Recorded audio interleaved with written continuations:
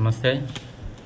నిన్న అసెంబ్లీలో బోండా ఉమా గారు మాట్లాడిన మాటలకి గతంలో జగన్మోహన్ రెడ్డి గారు పవన్ కళ్యాణ్ గారిని ఎంత తిడితే అంతమందికి మంత్రి పదవులు, అంతమందిని పక్కన కూర్చొని భుజం మీద చేసి తవ్వటం, నామినేటెడ్ పోస్టులు ఇవ్వడం ఇలాంటివి చేసేవాడు. అదే విధంగా ఇప్పుడు నేను కూడా పవన్ కళ్యాణ్ గారిని తిడితేనో విమర్శిస్తేనో నాకు చంద్రబాబు నాయుడు గారు మంత్రి పదవి ఇస్తారేమోననే ఆశతోటి బోండా ఉమా గారు ప్రవర్తించినట్టు నాకు అనిపిస్తూ ఉంది. అయ్యా, మీకు అలాంటిది ఏదన్నా ఉంటే మీరు చంద్రబాబు నాయుడు గారితో డైరెక్ట్గా మాట్లాడుకొని తీసుకోండి. మంత్రి పదవులు కావాలి అంటే పవన్ కళ్యాణ్ గారికి అన్ని మంత్రి శాఖలు ఎందుకండి, మాకు ఒకటి ఇవ్వండి, మేము ఖాళీగా ఉన్నాము, మాకు దోసుకోవడానికి టైం కుదరడం లేదు ఎమ్మెల్యేగా ఉంటే అని చెప్పి అడగండి, ఆయన ఇస్తే మీరు తీసుకోండి. అంతేగాని పవన్ కళ్యాణ్ గారి మీద నిబద్ధతగా పనిచేసే వాళ్ళ మీద మీరు ఇలా విమర్శలు చేస్తే మాత్రం మర్యాదగా ఉండదు. ఇంకోటి, మీరు దేని గురించి అయితే అసెంబ్లీలో లేవనెత్తారో అది మీ నియోజకవర్గంలో ఏదో కంపెనీ ఉంది.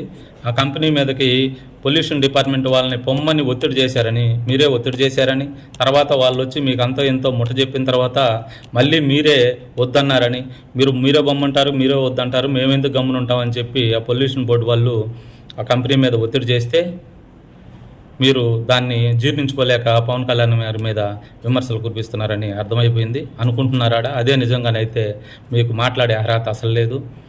అసలు గతంలో కూడా మీరు 14 నుంచి 19 లోపల 2014 నుంచి 18 లోపల పవన్ కళ్యాణ్ గారిని చాలాసార్లు విమర్శించారు మీరు. అవన్నీ మేము మర్చిపోవాలి. జన సైనికులుగా మేము మర్చిపోము, కళ్యాణ్ గారు మర్చిపోయినా మేము మర్చిపోము. మాకు గుర్తుంది మీరేంటో, మీ క్యారెక్టర్ ఏంటో మాకు బాగా తెలుసు. మీ మీద చాలా అభియోగాలు ఉన్నాయి. ఒకటి కాల్ మనీ కేసు ఒకటి ఉంది, చీకట్లో సెక్స్ ర్యాకెట్ కేసు ఒకటి ఉంది, తప్పుడు పత్రాలు సృష్టించి భూములు కబ్జా చేసింది ఉంది, ఇంకోటి స్వతంత్ర యోధుల దగ్గర ఓదిరి భూములు కూడా మీరు దోసుకున్నారని తెలుసు, ఇంకోటి వచ్చేసి నడి రోడ్డు పైన అధికారులను కొట్టి ఇబ్బందులు పెట్టిన దృశ్యాలు ఉన్నాయి. ఇవన్నీ మీ కింద పెట్టుకొని నిజాయితీగా నిబద్ధతగా పనిచేసే పవన్ కళ్యాణ్ గారి మీదకి మీరు వచ్చి మీరు మాట్లాడడం అనేది ఎంతవరకు కరెక్ట్ అనేది మీరే నిర్ణయించుకోవాలి. మీరు ఏమైనా అందలుచుకుంటే జన సైనికులు కానీ, జనసేన నాయకులను కానీ, జనసేన కూలీలు అనండి, జన సైనికులు అనండి, జన సైకోలు అనండి, ఏమైనా మేము పడతాం. కానీ పవన్ కళ్యాణ్ గారి జోలికి వస్తే మాత్రం మేము అడ్డంగా నిలబడతాం. దయచేసి ఇది మాత్రం గుర్తుపెట్టుకోండి. మా పార్టీ మా పైన మా క్రమశిక్షణ చర్యలు తీసుకున్నా మాకు బాధ లేదు, బయట ఉన్నాయినా మీ మీద పోరాడతాం. కానీ మీలాంటి వాళ్ళు పవన్ కళ్యాణ్ గారి గురించి మాట్లాడే అర్హత లేని వాళ్ళు మాట్లాడుతుంటే మేము క్షమించము.